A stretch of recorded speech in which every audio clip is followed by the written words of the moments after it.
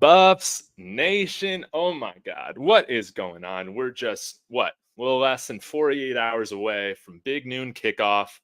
USC coming into town. Like I have said every day on this channel this week, we got to get to 1-16. That's what's going to happen. Y'all let me know who's listening. Be sure to hit that like on the way in. I have appreciated all the new subscribers that have come in this week. Hopefully you enjoy what I do. I'm a guy here in Colorado that talks Buffs in his bedroom. So this is one of my favorite parts of the week where we all get to be amateur keyboard coaches. And this is always more fun when we have a second person involved. And so happy to bring on John Cronenberg back onto the show, who's been doing some of these film breakdowns with us. John, how's it going? Doing well, David. Very excited about this USC game. Just really getting excited for it. Really excited to see what the Buffs can do to get this offense going, really, and do some different things, hopefully. That's what I'm really excited about, and that's what this breakdown is really about, learning more about Sean Lewis, seeing what he did at Kent State. I mean, if you look at, for me last year, my first kind of glimpse of Sean Lewis was I looked at Chris Leach a lot from Kent State, the tight end, who was picked up by the Broncos as a tryout candidate. Man, did he, when I was looking at his film, he didn't get the ball a lot, but man, did he block so well. And when those opportunities struck where there was a nice soft zone or those plays were designed for him, those plays would hit it big, getting 13 yards average per catch. And again, this is for a guy who was a blocker as a tight end. Yeah. So I'm very excited to see what Sean Lewis can bring out with some of these different guys if he opens up that playbook. That's what I want to see. Let's open up the playbook finally. Yeah, that's a great point. This is an opportunity for us to be more creative than we have been in the last few weeks. And I mean, what better of an opportunity to roll out some new looks and wrinkles than going up against the number 8 team coming into town that we've never won a game against. Like, it is time to swing that momentum in our favor after all of these years. And yeah, I wanted to go ahead and take us into a little bit of Sean Lewis's history, head coach, play caller at Kent State. And I thought I had some more Kent State tape. The only stuff that I was able to get my hands on right now was their 2021 game going against Texas A&M. I've noticed that based on personnel, and this is interesting, based on personnel, from what I had watched in 2022 of Kent State, just like finding some different highlights on YouTube and stuff like that, different packages, different kind of philosophy on offense than comparing to 2021 when they had, I think his first name was Dustin Crum. Was that his name, the quarterback? I believe so. I'm not quite sure on those Kent State guys. I know my mom would be mad. She went to Kent State, but she went in some of the wilder times. Remember when the players were actually killed from lightning? So that was a different time when players were playing in that weather. So different time, different point. But going on a tangent there. But again, like you said, Sean Lewis then is changing year by year, team by team, making this philosophy based off of his team, his personnel. So it's not so much about being stagnant and being hey, you have to follow my offense. This is my system. He's going to work his players in the best possible way and get them in the best possible situation, which is huge for me. So that's something where I'm happy to see that he changes from year to year. Again, keeping up with the defenses, keeping up with what's going on. I think that's honestly something that should be taken as a big win. Yes, agreed. I wish that I could be showing some of like the 2 tight end, 2 running back sets that they ran a lot last year.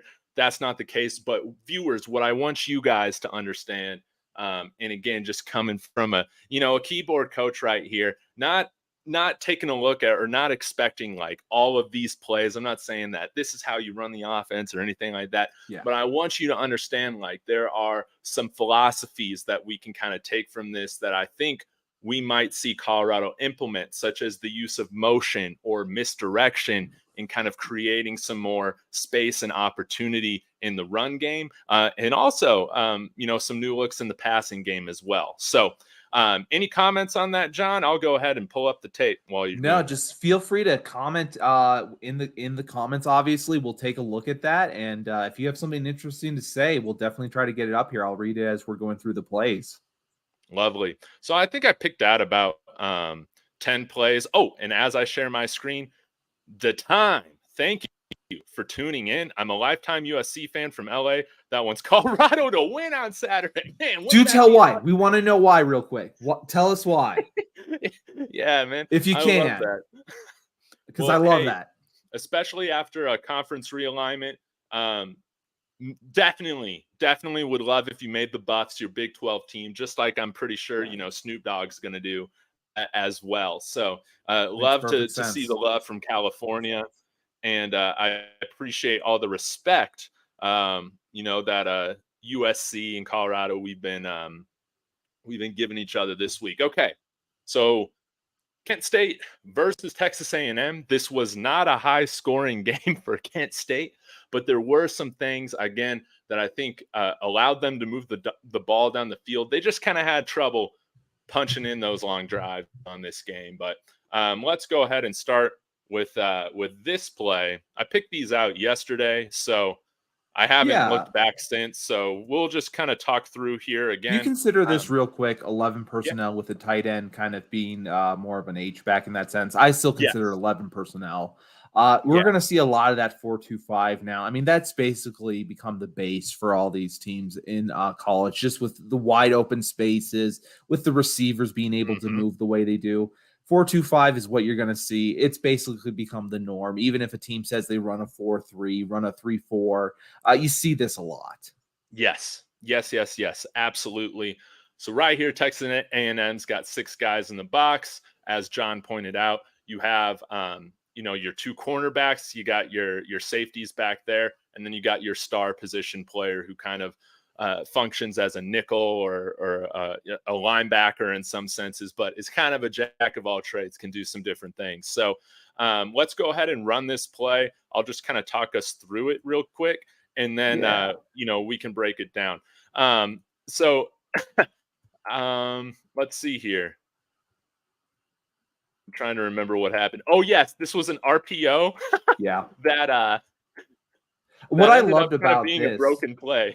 Yes. What I loved about this, though, is the linemen did a good job of holding their position on the line before they went out and started to assume it was a run. Because at certain points, for linemen, they're told, hey, if it's a certain amount of time, then you start going out and assume it's a run. So great job of them staying on the line of scrimmage for the pass to be an option. It just didn't work out that way. And then with that, you just go ahead and have the quarterback run and make it that way. And it's a broken play in a sense. Yeah, definitely. Yeah. Even what I wanted to point out with this play, like you said, is just the misdirection. He's reading this guy right here, this star player that's coming up to play the run, which is why he didn't hand it off. Now, the A&M player made a pretty good play right here where he realizes, oh, shoot, the quarterback kept the ball. And I think his next read, is looking to go to this guy kind of running this in route right here. Yeah. But because this guy's kind of getting up there, he's like, shoot, I can't throw it anymore. His hands can get in the way, so then he just takes it upfield.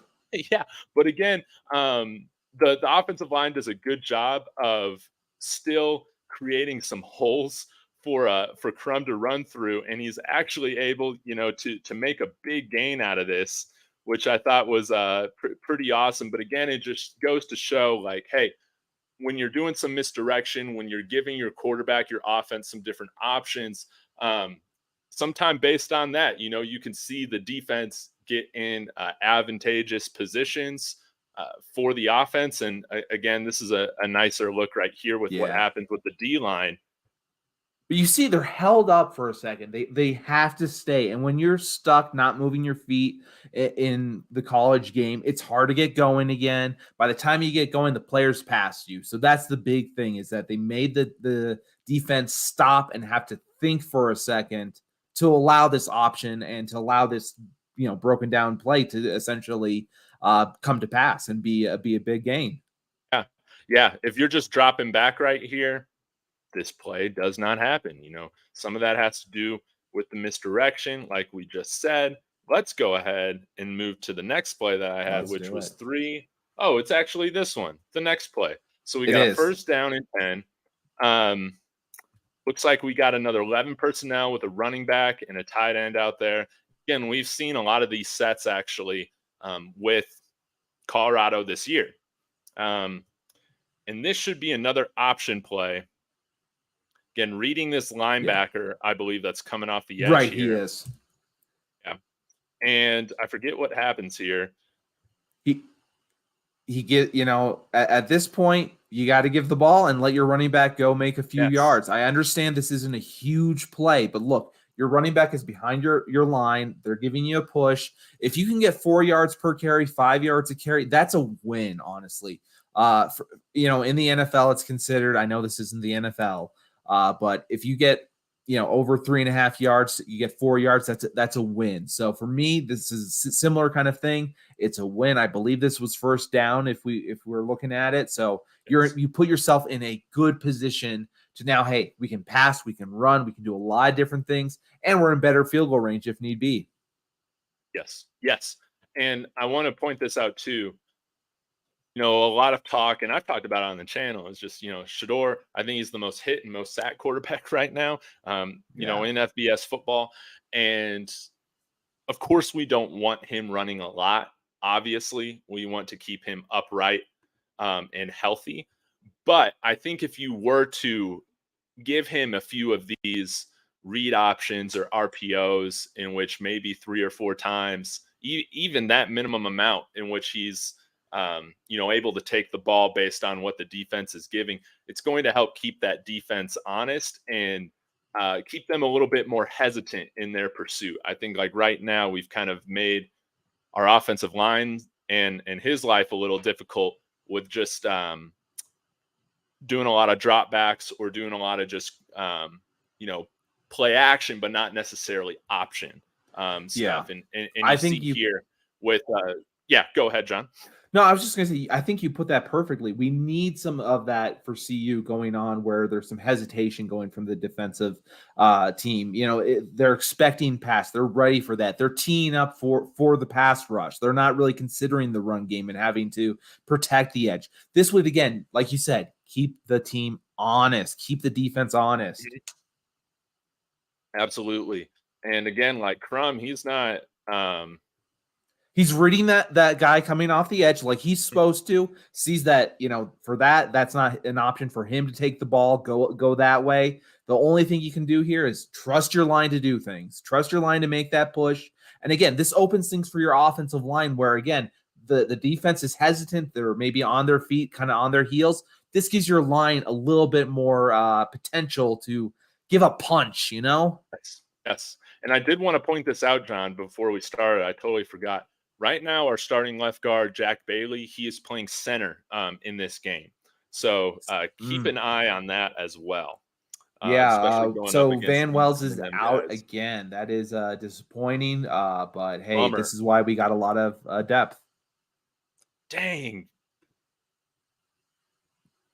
Yeah. What's going on? Well, I didn't know that Van Wells was out, man. That stinks. Well, I assume so. I mean, you're saying he's moving over to center unless Van Wells is moving to guard. No. What I was saying is that Jack Bailey is starting at center in this game that we're looking at right now. Thank you so much. I was a little confused with that. I was like, what's going on here? But yes, Jack Bailey was in Kent State. That's why, again, it's someone you trust so much when he came over to the Buffs, and I thought he was going to be a big impact player. Yes. And this is a play I could see the Buffs really running. So I'll let you take it from here. Well, if you looked at it before I did, if you looked at it today, why don't you take us through it? Because, again, I have to remind myself what happened with all these plays that I picked out yesterday.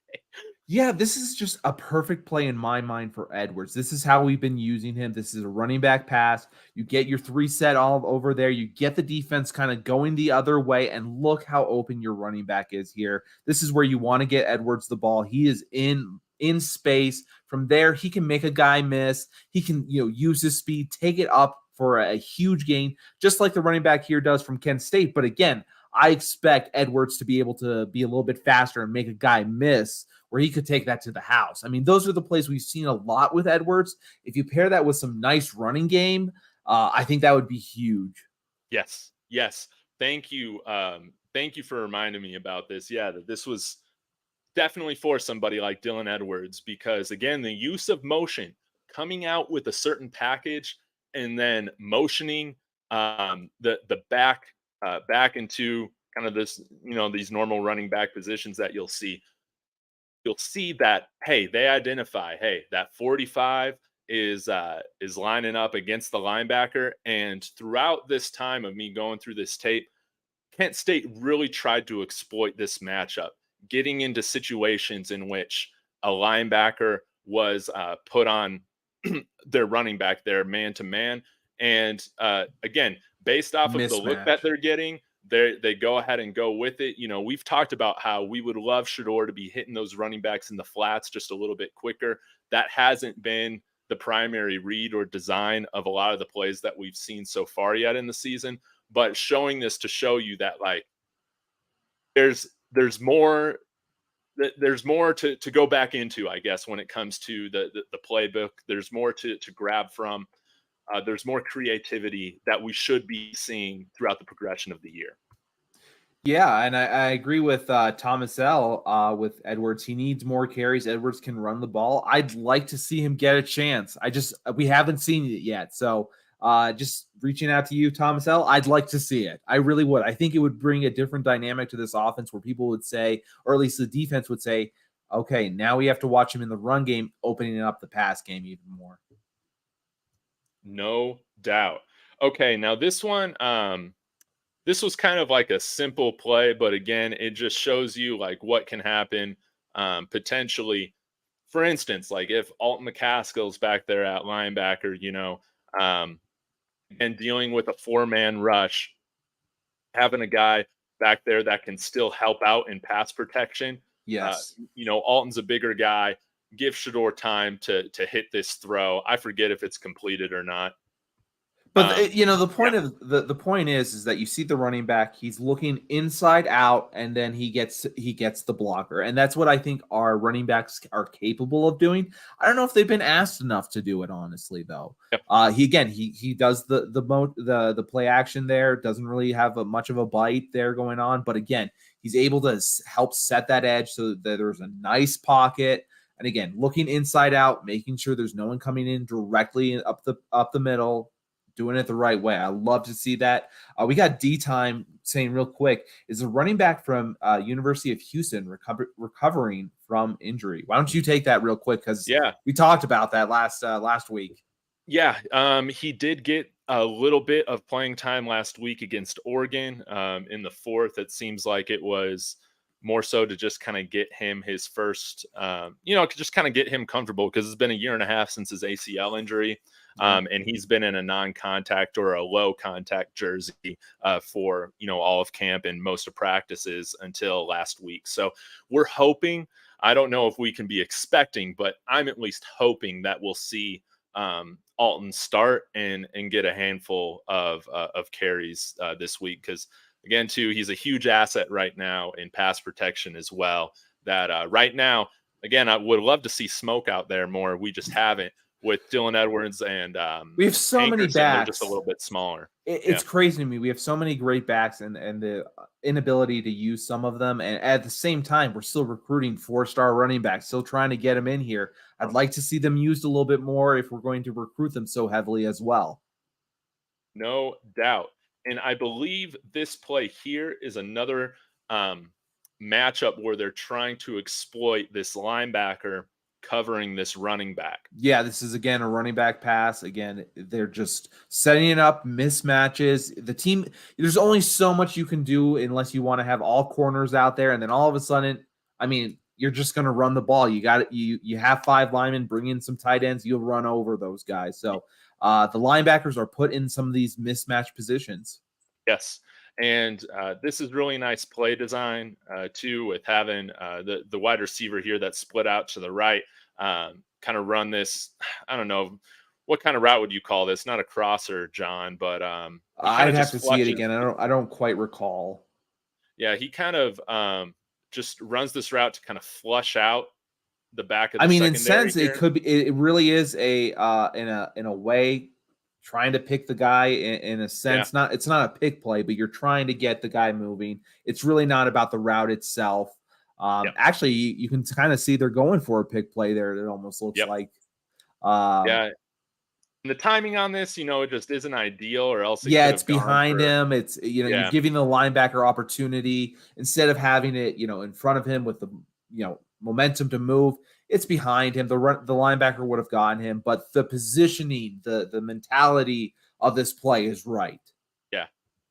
No doubt. Okay, let's go to the next one. Again, appreciate everybody that's tuning in to watch all this Thank you. with us. And again, man, we just like to do this every week to just have a little bit of fun and also just, help learn. We're Yeah. all learning together. Hey, real quick, I know we're talking some USC sports going on some film, but what's going on with you tonight? I just have to ask. We'll talk about this at the end still, but people need to know that are coming in and out. So let's get this on the table. Come on. I got an interview at 5 Mountain Time with, I mean, in my opinion, he's the voice of Denver sports. That might be a little controversial now, but It is controversial interviewing. now because people, it's a competitive landscape. I'll say that's the It's, only reason why. But he is the voice, especially with the radio. Keep going. Yeah, no doubt. So I'm meeting with Darren McKee tonight. You might know him as DMAC. I've been listening to him for probably about 15 years now. With him doing a show with legendary buff Big Alfred Williams for a really long time. He also co-hosted a show with Tyler Columbus for a couple years or so. Yeah, he's awesome. So we're gonna have him on the show talking buffs, talking about just sharing his, some crazy funny stories throughout his time covering Denver, Colorado sports throughout his career. Talking about Peyton Manning, some other really Ooh, cool things. you So guys are going to go off the track a little bit, do a little bit of yeah, everything. it's going to be fun. We'll talk buffs, but also, yeah, like talking about Hey, what it was like being around Peyton Manning all the time. It's pretty I cool. I always want to know from the people that are close to Manning how much Helton was involved in getting Manning here because Todd Helton was the quarterback at Tennessee before Peyton Manning, and that Ooh, was a big reason why he came. Helton spoke to him about Colorado, all that different stuff. So I've always kind of just wondered maybe he has a little tidbit about that. Maybe you can ask that. So I'll really excited to definitely see that put at that on 5 o'clock Mountain Time. I'm going to be in there, so everyone else be in there. Yeah, appreciate it, John. Absolutely.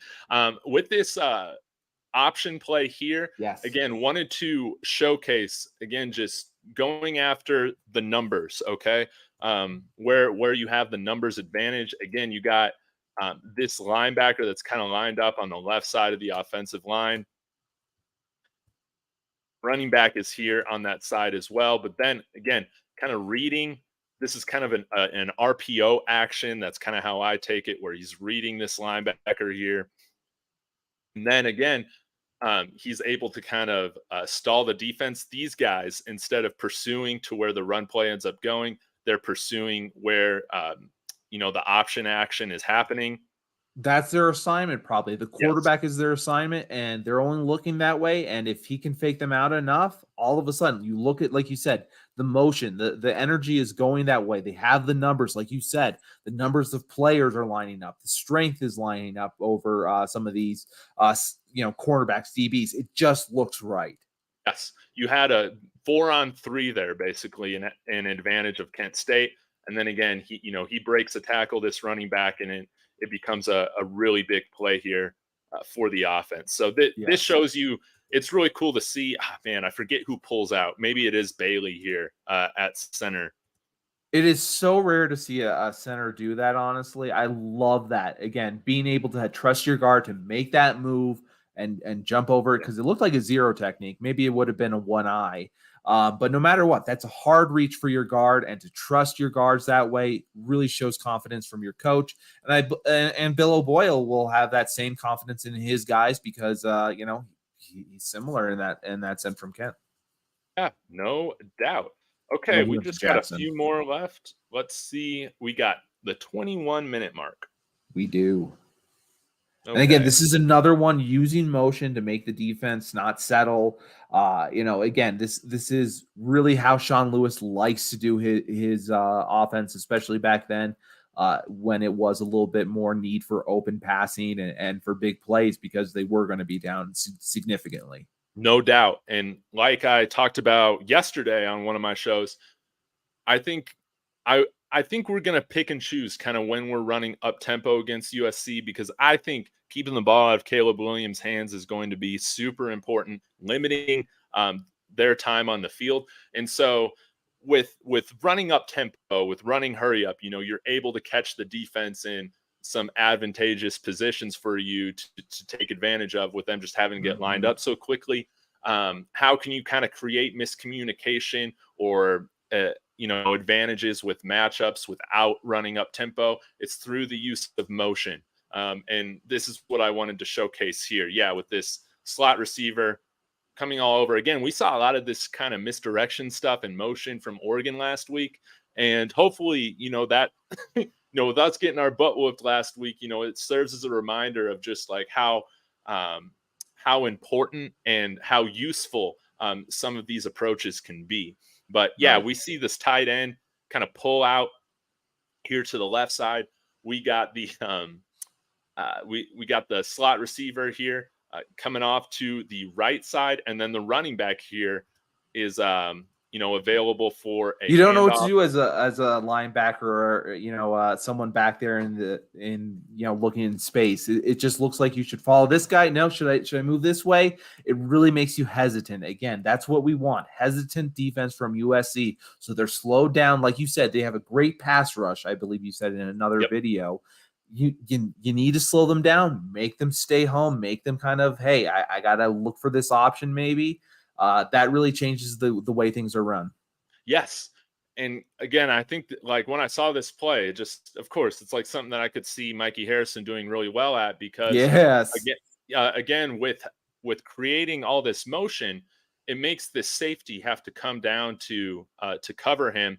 And again, reading these edge guys, specifically this one and how he's playing it, Crum's able to hold on to the ball and I believe deliver this pass, yeah, to the tight end. This guy's kind of out of position already, He and he's was able held to up turn by it the run, upfield. honestly. He was looking in the backfield. Yeah. So again, if you're looking in the backfield, you're not paying attention to what's going on. And again, this was when I believe it was more of a time where they did not use the tight ends at Kent State. I'm not sure that looked like Yes. number 11, so it would have been Chris Leach. But a guy who, just uses a lot of blocking time. And so when he is available for a passing play, it usually is a bigger passing play. It's usually for more higher results. And I like to see that as well. Yeah. And again, like with Kent State having a much smaller offensive line against, the guys that they're going against, SEC guys Yeah. at A&M, it's important that like they have this misdirection. They're providing these different options in motion because yeah, it's going to make the defense just be a little bit, that much more hesitant in their pursuit, and it can open up opportunities for gains. Like you pointed out, the safeties playing the run doesn't even notice, who he should be covering, which, By the time he should be the does, tight it's end. too Yes. late. It is really too late. Luckily, he had some speed to make it up, and there was a blocker kind of slowed down the tight end. But otherwise, that could have really gone for a huge play. Yeah. That was one of my favorite plays that I found I going through really did this. like that play because, again, having motion going both ways, it really just, especially, again, this is the college game. Some of these guys haven't been, this is year two maybe of them playing. Mhm. They're not quite prepared for this, and that's why I love to see these kind of offenses. Yeah. Again, A&M's up big here, 27-3. Kent State had a handful of drives, but again, there were red zone interceptions, there were turnovers, different things like that. But as you guys can see here, there were They're still some moving the things. ball. Like Yeah. we can see it. They're going down the field, but it seems like inside the 20, there's an issue. But that Yeah. happens with a lot of teams. When you're a wide open team and you're put into these small positions, you have to change your game plan, and almost you need to have a separate playbook for inside the red zone, green zone, depending on who you're talking to. Yes. Now, I like this play too because again, it starts with kind of showing this empty look with these four wide receivers, the running back. but then they motion him in the backfield. And because you also got, let's see, you got 5 guys rushing, you got 2 guys coming off here on this edge. And then again, using some misdirection or motion to again just create some of that hesitancy, create some of that Again, confusion. moving the guys in Yes. different ways, getting some space open as well. I like to see that. Yes, and again, look how much. Well, I guess we can go through the play, but you saw just how much the defense shifted based on this motion. And it opens up an opportunity to get a really solid gain here. Yeah, not every single play needs to be a 10-yard gain. Some of these short plays that, again, cause motion, cause confusion, will lead to bigger plays later because all of a sudden they see the same play and they assume, okay, now it's going to be a run up the middle. I've seen this before. Switch it up a little. You have a pass play. There's maybe a big guy open. So I love to have these wrinkles where you run it a few times and then all of a sudden you switch it up, big play. Yes. And I guess, and I assume because it's like, man, it would have been nice to have this guy chip the defensive end coming out. Maybe this is kind of more of an RPO action rather than just an option play because, he probably could have hit him in the flat if he wanted to, if he liked this matchup. But hands it off nonetheless. 8 makes a good play on getting there in the backfield. And but it's still a big time, a nice little gain of 3 or 4 yards. No, again, if you're tackling and you're not going backwards and you're able to fall forward and get that additional 1.5, 2 yards, it makes a difference. By the way, Cold Weather Music Group, thank you so much for saying you love these videos. You should watch David on all his videos. They're awesome. Thank you for the support. I can't see the comments right now because I'm screen sharing, but I will get back to them. We have a few people in here. I just want to see if there's anyone else with a comment that maybe we can get to. A lot of people are talking about, we need the use of these running backs and the dual threat needing to kind of take effect with Shedeur Sanders and how it can be, involve this team a little bit instead of just being so protective. But I understand you kind of don't have a quarterback behind him. It's not like you have Owen McCown kind of waiting in the wings. He transferred. No doubt. Okay, and this is the last play that I had selected for us. After this, it's like straight up garbage time. So I'm like, well, we'll just forget that. We got a 10 personnel look right here. And again, taking advantage of some of these mismatches here with the running back on some of the linebackers. Again, this is like it's like a blanket pick play almost, where they're trying to set up, a bunch of blockers already for this running back to take up, to take this ball up for some significant yardage here. Yeah, I mean, that is a pick play as much as it can be, but you hope that you get the ball out a little faster. That way that won't be a pick play. But again, it wasn't completed even. So yeah, it's a bummer it wasn't completed because, again, I like the design. They get a matchup that they like here with 32 on their running back and just a little quicker, a little bit, hey, that's where you get, what's the ball tipped? Oh, maybe it was tipped. I didn't even Maybe it was that. Looking back at that. Maybe that was the reason. Yeah. It still was a catchable ball. It hits you in the hands. You got to catch it. And again, I think that play would have worked better if it was a little bit out quicker, and maybe those picks would have worked because no matter what, it still would have been a good play for positive yards if done. Yeah, it was. I really enjoyed this play design, and so you can see even a guy like Alt McCaskill, again, that's bigger.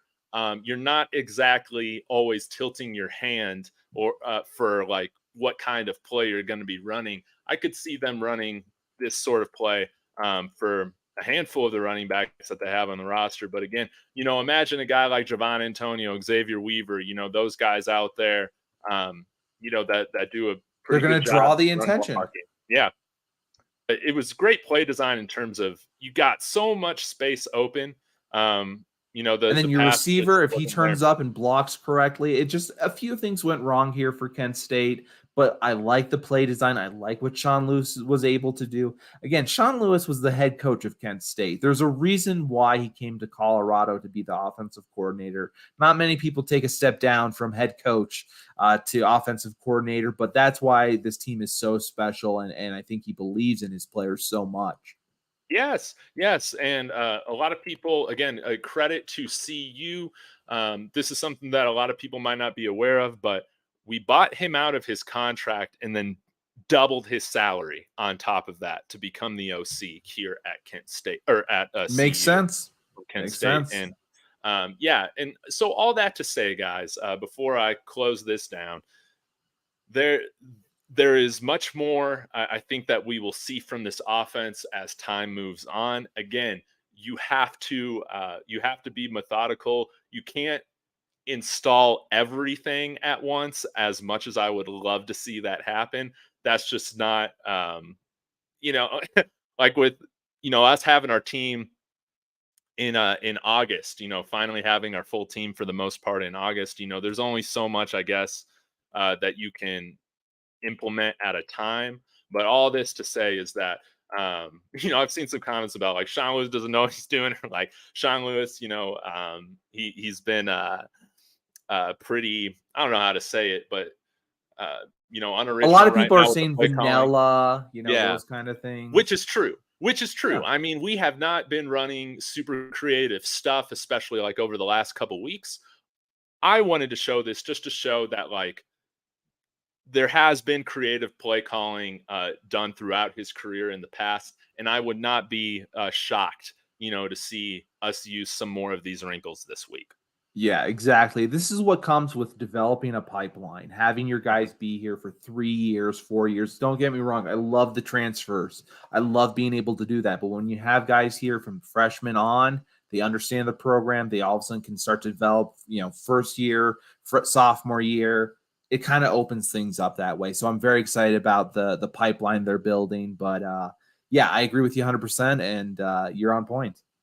Well, and I'll try and see what I can do on hopefully finding some other all 22 tape from their 22 season, because again, like they use these power jumbo formations a lot more last year. They had more of a running quarterback rather than one that could beat you with the arm, Colin Schlee. So it was the offense moved quite a bit differently last year in 2022 compared to what we just saw in 2021 with Crum there at quarterback. So we'll see. Hopefully I can get my hands on some of that. If not, we'll just have to see. But I really appreciate everybody tuning in.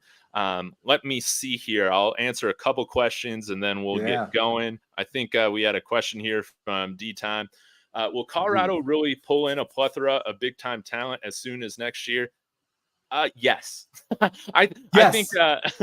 I think you'll see us have another really strong recruiting class this year. I would not be shocked to see I don't know about like a handful of 5-star guys, but I think you will see some at least a couple 5 stars, a handful of 4 stars, and then some other 3 stars. But D Time, I think one thing to keep your eye on with this class again this year is that I think it's still going to be really transfer portal heavy. I think we're recruiting the high school class in 25 a lot more aggressively and kind of being a little bit more very selective with the guys we're getting commitments right now or an offers out to for the class of 24. I think right now, John, we have I think 7 commits. All 7 commits are slated to be on campus in January. So Yep. look for that to continue to be a theme with any more high school recruits that they get in the class of 24. But also look for a lot of guys that are committing to other teams to make a switch. I think the guy, excuse me, his name is slipping me. I think his name is Gavin. He's from Colorado in Fort Gage Ginther? Collins. Yes, thank you, thank you. Yes. He's a Tennessee commit. He's coming into Boulder. I mean, it's one of those things where these guys have not, signed pen to paper. They've not officially done anything yet. Expect some more guys to want to come to Boulder as things progress and they see how Coach Sanders is able to really develop these players and get them those NILs and get them opportunities that they wouldn't have been able to otherwise. Yeah. Yeah, no doubt. I think that we will definitely be within probably the um yeah, there's no way that we're not within the top 25, I think, for high school recruiting this year. Yeah, But but year, I but think at like you said, 25, man, we'll be going. 2025, Yeah. that is a year. And again, I love what these guys are doing in terms of like Talon Chandler. He's recruiting recruits. I mean, he's going Yeah. after high school guys saying, "Hey, where are you? Why aren't you signed yet? Come on, let's get you in here." That's the difference in a sense where these players are coming out and saying, "Look, I've had an amazing time. I'd love you to join us." I have not seen that from other programs, honestly. I've seen congratulations, but I've not seen them attack it and say, hey, look, we'd love you to join our program. Join what's coming on. We want you to be a buff, a part of the herd. Yes, yes. To give you some context, D time, we've lost a lot of our big recruits here in state to, big time programs, over the years, and rightfully It's so. But it's But hard. I mean, yeah, it's like again, I bring up these guys. I know it's a long time ago. Mike Purcell, how do you let him go to Wyoming? yep, Dalton Reisner, how do you let him go to Kansas State? They were right here. They were not highly recruited. How do you let him get away? yeah. And the big time guys, like Christian McCaffrey going off to Stanford, that There would you have go. never happened That today, is even better name. Thank you so much. I mean, Christian McCaffrey, he lived right here in Parker. I actually went to a birthday of his when he was Oh younger. man, that's fun. His house is amazing, obviously, but it's one of those things where it's, man, how can you not keep those guys in? And same to the other McCaffreys until they learned that they weren't Michigan level and it came back to UNC. Yeah. They were going to those big name schools. Yeah, and I think with Coach Prime, all that to say, D time is that with Coach Prime, I mean, we made a quick run after he got hired for our number one player coming out last year, which was edge rusher Blake Purchase, who gave us hell last week. Playing Oregon, he had a really good game. But Gage Ginther is our top player this year. Right now, he is committed to University of Tennessee, along with another guy that we have been recruiting very hard, Luke Boo Carter. Carter, running back, profiles as a safety or star player, probably more This is likely. what I've Yeah. heard from some Tennessee guys. Okay. He's been very impressed that Travis Hunter was allowed to play both ways. That is his goal. That is what he wants to do. He sees himself, as more. He says he could play receiver and cornerback, basically, essentially. He said he could give up the running back ability. He understands that it's easier, less, in high school, not taking the hits. He would love to be a receiver and cornerback, and that's kind of the reason why he's like, "Hey, I'm interested now. I see what you did with Travis Hunter. Okay, maybe Tennessee isn't right for me. They want me to play one side, and that's corner." I love that, man. Imagine him in the slot. Maybe I'll have to pull up some huddle film of his again because yeah, just a super dynamic player. And again, my concern with him has been, can you play two ways when you're taking running back type hits? But yeah, if you're moving to receiver, we've seen that it can be done as long as you're not getting your liver lacerated, right? Right. I mean, So every person I've heard get a lacerated injury has issues. Honestly, I mean, we saw Andrew Luck with the when he got hit by the Broncos, lacerated yeah. kidney, was it, or something else, lacerated liver. Basically, ended. It was the reason why he kind of ended his career. So you got to be careful with those. Yeah. Yeah. And that's why I'm glad that Coach Prime is like, nope, we got the Yes, long game in exactly. mind. We're not going to rush you back, No anything like that. reason to. No. I want to get into here real quick, Maestro Cowell's a question here. Will the run game get going this weekend? Well, it freaking better if we're going to have a shot to win. It is just so important and so imperative Control for the this clock. team. Let's Yes, get this control the going. clock. I understand we wanna do those fast, quick plays, get in and out. But Sean Lewis, sometimes, hey, take a second, slow down. Let's see what we can do with the run game. We have some names. Let's use those names. Yes, yes. And again, like I think some of this, I think our line play is a little bit better than what we've seen. Again, when it's preached or you kind of know as an offense that you're going to go in there and you got to establish the run. I think that maybe John, like I want to hear from your perspective as a former offensive lineman. Does that just kind of help you get your It mojo helps going. in the sense that, hey, I know I'm going to be the first guy off the ball. I'm going to hit them in the mouth first as hard as I can. I'm going to be the one doing the contact versus the pass pro, which again, every lineman will say is probably feels easier. It's an easier kind of thing to do versus where they're taking the first contact there. They're kind of setting it up, making the pocket. It's great to be the first one to initiate contact. Feels good. The linemen want to do that. That's that. If your lineman doesn't want to do that, maybe he's a tight end who needs to lose some weight. Yeah. Yeah. Man, and then D time saying this, that stocky kid at running back wasn't bad against Oregon. Are you talking about yeah, probably McCaskill? It would be good to see more of him. But man, I'll tell you, man, we have our work cut out for us tackling that man. What is his name? Lloyd. Is it Marshawn Lloyd, the big running back that USC has? Man, oh What is man, his? and this is a funny kind of matchup because again, I feel like the things that we see USC struggle with, a handful of those are right now the things that the Buffs struggle with. So wrapping up guys in open space, not giving up points, like these types of Marshawn Lloyd, things. real quick Yes, though, 5'9", 210 pounds. he's a big How boy, much man. muscle? If you look at a picture of him, man, has he got that Takeo Spike's neck almost. This year he has 349 yards, 2 touchdowns, averaging 8.9 yards per carry. Gotta stop that. You have to. Good point. Yes, yes. Yeah, and it's going to be a matchup of, which team can kind of do their things that they've struggled with better than the other because again, Yeah. offensive line struggle. Wrapping up guys in open space, struggle. Giving up points, struggle. Whichever team I think does this the best, improves those things the best in this matchup, obviously they're going to have the better chance to win. But man, we have our work cut out for us against USC. Of course, I'd be feeling a little bit more better about this game if we had Travis Hunter, to line up against, Brendan Rice or their phenomenal freshman wide receiver Branch, Malachi Branch or Zachariah Branch. I forget his first name. But man, all that to say, I still think this game is winnable. It's just we have to see Colorado play that most complete game that we've seen yet this year. That's so necessary. Again, when we didn't improve from any of the things that we've been weak at, we saw Oregon really exploit that. But we got some things I think going in our favor. I think we're going to be, locked and loaded. We're used to playing at this altitude as well as this time slot as well. D-time, I got a question for you.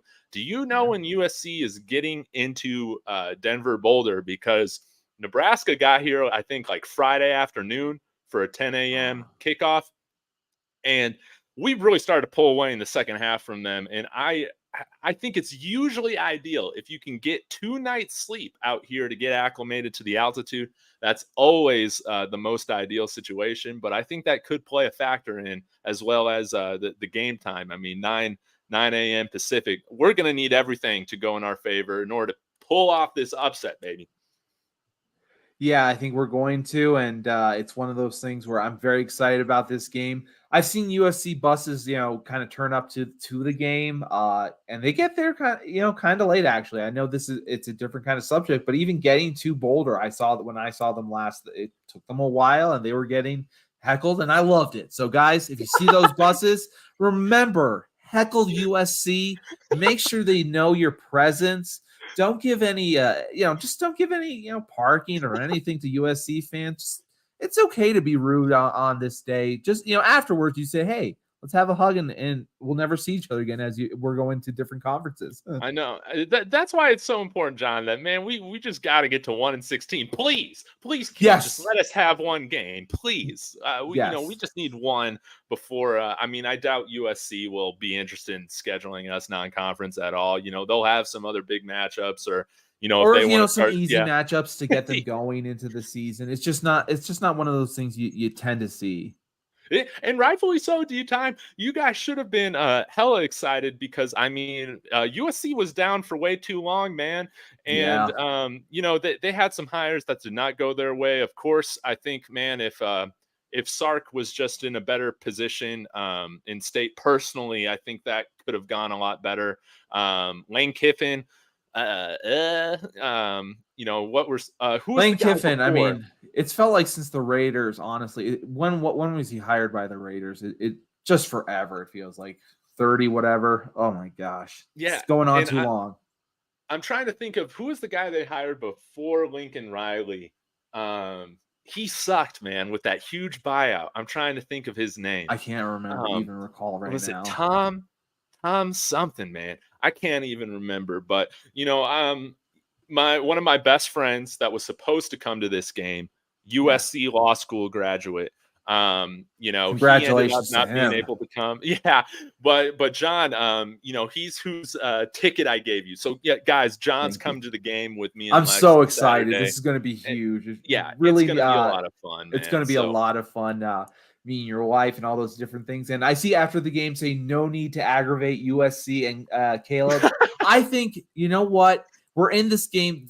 Let's have some fun. It's okay to aggravate them. You never know. Maybe these guys are some of those guys that, hey, they take it personally. Maybe they make a mistake. I don't care. I'll still do it. This is college football. This isn't professionals where they're coming in and we're saying stuff about their kids or anything like that. Let's do it the right way. Oh, here we go. Clay Helton, man, dude, Clay Helton. It was amazing, man, because USC still recruited fairly well, even with Clay How Helton can you there, not? man. I But mean, it's a school where NFL teams look at, even if the team isn't doing well, they'll look at the individual players. yeah, yeah. But Clay Helton, the fact that the name doesn't like click immediately says a lot. Yeah, I kept thinking of Tom Herman from UT. That's who I kept thinking of. But D time, how much were the tickets? Well, these were the one tickets that I bought out in April. So I got them face value or whatever. So I think they were about 230 each. They're decent tickets, John. You're gonna enjoy this. Whoa. Um, I so I I feel so grateful. Thank you. Thank you. This is going to be an amazing time. But D time, to put this in perspective, being an LA guy, my 10 game package for the Nuggets, nosebleeds. But 10 game package, we also get the home opener where we're raising our banner, getting our rings in front of your Lakers, which will be fun. I love the wings. Those I noticed. those were $400 for 10 games. So to put that in perspective, man, with the NBA champions, man, still a lot cheaper than what the Buffs are now. I'm gonna check SeatGeek though to see what the price Right is to just now. get in the game. Yeah, Yeah, because right now. I mean, with just a few days, like you said, we're in that 48-hour period. People are going to want in, and those tickets aren't going to go to waste, which is the great thing. Before, I think we've been used to having some. Colorado actually hasn't had empty seats, really. no, Let's no, we've be done well. honest there. Okay, this isn't too bad Maybe at the actually. end of halftime, but that was a different story. So What do we got? 195 to get into the Oh, not game. bad. That's about half the price of what it took to get into the game for Nebraska. So not terrible, definitely. And then with the You went to Nuggets, Nebraska, right? say what? You went Yeah, to I went to the Nebraska. game. Yeah, not the school, of course. I never. Um, No, I know that. Oh gosh. but Tell me real quick, how was that atmosphere? I never asked you. Was that the big, the most fun atmosphere you had in a dude, game? it I was know we're great, pressed on man. time. Dude, everybody was just having a ball, man. Yeah. I kind of felt bad. None of the Nebraska fans were rude or anything, and I was kind of sitting behind their bench. They were all cool, but once we got into the second half, man, they didn't have much to say. And I told a couple of the kids, man, I'm like, you got time, man. Like, you can still change allegiances, man. Don't You're don't trying do to this to transfer yourself, them, getting them man. out of Like, that rule. I mean, yeah, like I just feel bad, man, because Nebraska fans. I mean, our friendly Nebraska fan in the channel, Mike. I mean, he has been MIA since that game, man. I think that just about killed It hurts. the It the was the one of those little things hope that that Nebraska had for the rest of the season, man. I feel bad for him. yeah. But it was a lot of fun. D time, you got to get out to a game here soon because again, you got to see Ralphie run, and soon enough. I'm excited to see her run for the first time. Actually, this is the first time I'm seeing Ralphie run. In this sense, yes, and she was I great. was so used to kind of the other atmosphere and how big he was. Excuse me, and now we got a she, Yeah. and I'm excited to see how she's grown. Honestly, I know her horns I've seen, big growth. Yes. Yes. And, I think maybe Lil Wayne will bring the team out I on the don't even field know again. I saw a list of people that are coming. Some are for USC because they're USC guys. Some are for CU. This is going to be a great time. I mean, I don't even know when you show up because there's going to be so much going on with the But celebrations. yes, but this is the thing. I mean, if you're a USC fan, if you're an LA guy, or just a California guy, likes Deion Sanders, whatever, Colorado's the perfect team for you, to root for in addition moving forward. Because I mean, Snoop Dogg, I think he'll be in the red or the crimson and gold or whatever they call it. He'll be in those colors this game. But after that, man, you'll see Snoop Dogg there in the black and gold. You'll see him, man, lighten up, man, with the rest of the crowd. If the game's going well, the Colorado green is, it is ever, Does he have ever players burning. here? Does he have some Say of his what? guys here? Well, he employs a full-time blunt roller. Oh, Snoop Dogg does. So, yeah, I know. I he'll be heard that. rolling up blunts, I'm sure at the game, whatnot, because Snoop Dogg, man, that man smokes everywhere, Yeah, right? I yeah. mean, I can't so believe. I remember I heard that, and the guy earns a good 70K a year, and you're just like, whoa, that's a good amount of money.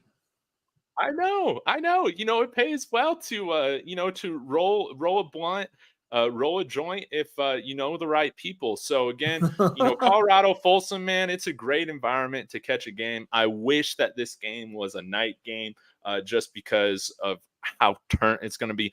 But it's still going to be electric and a lot of fun this weekend.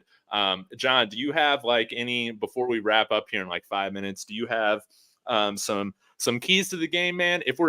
And guys, I put $34. I put $34 on the money line plus 850. I mean, I just had to. Yeah, come on, we got to get that. So I think that pays me 200 80 something dollars, if the Buffs Yeah. can pull off the upset. But what are the keys to victory? The keys are pretty simple.